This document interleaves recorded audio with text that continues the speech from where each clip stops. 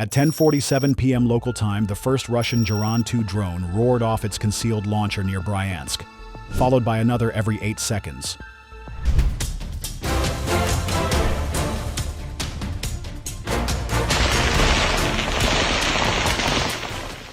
Across 17 other launch sites stretching from Belarus to occupied Crimea, 809 more drones were simultaneously lifting off in the largest coordinated swarm attack in military history. The aftermath of the biggest Russian air assault since the start of its full-scale invasion. More than 800 drones and decoy drones. While the launches had proceeded flawlessly so far, this would all change in a matter of minutes. Unknown to the Ukrainian operators, Russian surveillance satellites had detected the Cabinet of Ministers building hosting an emergency defense meeting with NATO advisors present. 4 Iskander-M missiles were already screaming toward Ukrainian air defense positions at Mach 5.9. With an 11-minute flight time and devastating 700-kilogram warheads, the crews had just seconds to activate their remaining systems before the sites were obliterated. Fortunately, Ukraine's strategy was about to prove why splitting this massive swarm into 4 separate forces was absolutely brilliant. At 11:15 p.m. local time, the northern force crossed into Ukraine near Chernihiv, descending to 300 meters altitude. As the most challenging part of the operation began, these 185 drones from Belarus faced the longest route, arcing north to avoid the S-400 batteries protecting critical infrastructure. Their Iranian-designed Skynode systems, the AI brain controlling each drone, detected the first emissions from a 92 N6E gravestone radar, Russia's most advanced targeting system, capable of tracking aircraft at a range of 400 kilometers. But the Gepard-2's composite construction, if you look here at the drone's carbon fiber body, gave it the radar signature of a large bird, making it nearly invisible to systems designed to track metal aircraft. Russian-made drones defeating Russian-made radars. The irony wasn't lost on Ukrainian operators. They struggled to distinguish contacts from clutter as the drones hugged terrain, their AI comparing real-time sensor data against satellite imagery to maintain concealment behind hills while dodging power lines. The Gepard battery fired 2 bursts at phantom returns before realizing their mistake. When the northern force cleared the engagement zone at 11:23 p.m., they'd lost 12 drones to navigation errors in the rough terrain. Not enemy fire. 100 kilometers south, the Poltava-launched Southern Force entered a different kind of battle at 11:25 p.m. Russian electronic warfare units had created a GPS dead zone extending 200 kilometers along this corridor, broadcasting jamming signals at 500 watts across all navigation frequencies. For conventional drones, this would be impossible to get through. The lead drone Skynode detected the jamming and seamlessly switched to visual navigation mode. Its cameras identified the E40 highway below, comparing the road's curves against stored imagery. Behind it, 210 drones followed in a loose formation, each processing thousands of calculations per second. They traced highways and rail lines like breadcrumbs through the electronic wilderness. At 11:30 p.m., 4 Ukrainian Su-27 fighters scrambled from Myrhorod Air Base, each loaded with 12 R-73 missiles for drone hunting. The flight leader split his formation, taking his wingman north, while the other pair swept south. However, the radars designed to track fighter-sized targets struggled with the tiny drones flying just 200 meters above farmland. The pilots descended to 1,000 meters, risking ground fire to get below the drone's altitude. His radar finally locked onto a cluster of returns. The first R-73 launch tracked true, detonating a drone in a small fireball. At 25 million hryvnias per missile versus 20,000 per drone, Ukraine was losing the economic equation. The flight expended 32 missiles, destroying 15 drones before fuel considerations forced them home. The Eastern Force pressed on with 200 survivors. At 11:37 p.m., the decoy force executed its sacrificial gambit. These 80 older drones, modified commercial units never expected to reach Kyiv, suddenly climbed to 5,000 meters while activating radar enhancement devices. To Ukrainian sensors, they appeared as high-priority cruise missiles vectoring toward the capital. Radar operators across the network reported multiple cruise missiles inbound. Every available fighter was diverted to intercept. 6 more Su-27s launched from Starokostianty Niv. Patriot batteries energized tracking radars. For 8 glorious minutes, Ukraine's entire air defense network focused on the decoy force. The sacrifice was complete by 11:45 p.m. All 80 decoys destroyed, but they'd drawn 12 fighters and over 100 surface-to-air missiles away from the real attack. As burning debris rained across western Ukraine, 3 main forces converged undetected. At 12:40 a.m., 65 kilometers from Kyiv, the moment arrived. The Northern Force's 173 survivors met the Southern Force's 202 and the Eastern Force's 200, forming an aerial armada of 575 drones. The convergence had lost 235 drones, but those remaining would be more than enough.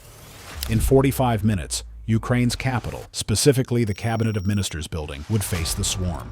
By 1:25 a.m., the first wave of 40 Ukrainian drones crested the final ridgeline before Kyiv, immediately triggering every air defense radar in the city. Behind them, 535 more drones approached in 4 distinct waves, spaced 90 seconds apart. 6 Gepard systems protecting the government quarter faced an impossible equation: 575 targets versus 4,200 ready rounds and finite ammunition. The lead Gepard's radar practically screamed with target alerts, tracking symbols multiplying across the operator's screen faster than he could count. The system could engage 2 targets simultaneously, but 40 drones approached from this sector alone. He launched his first burst of 35mm shells at the closest threats, already knowing the math didn't work. The first wave executed textbook swarm tactics at 1:30 a.m. As tracers streaked toward them, groups of 4 drones suddenly scattered in different directions: up, down, left, right, forcing each gun to choose a single target. The Skynode systems communicated through encrypted burst transmissions, coordinating evasive maneuvers. When a shell burst near one drone, 3 others used that moment to sprint through gaps in the fire. Meanwhile, the eastern Gepard faced the second wave of 145 drones approaching in a step formation.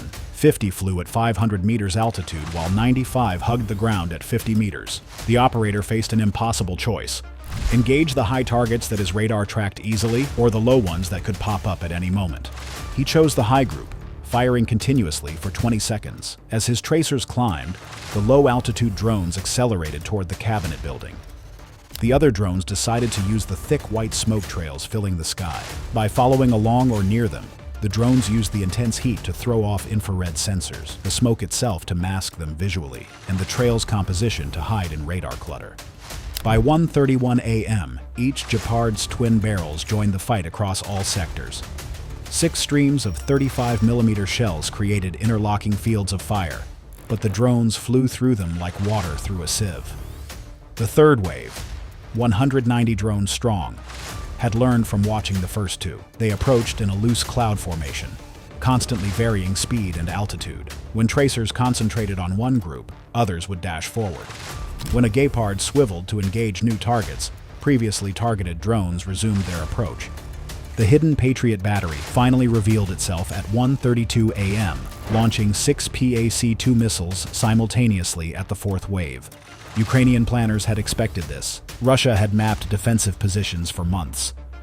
This wave of 200 drones responded with coordinated countermeasures. The missile's radar seekers, designed to track single large aircraft, struggled to maintain lock on small targets, executing identical maneuvers within a cloud of radar reflections.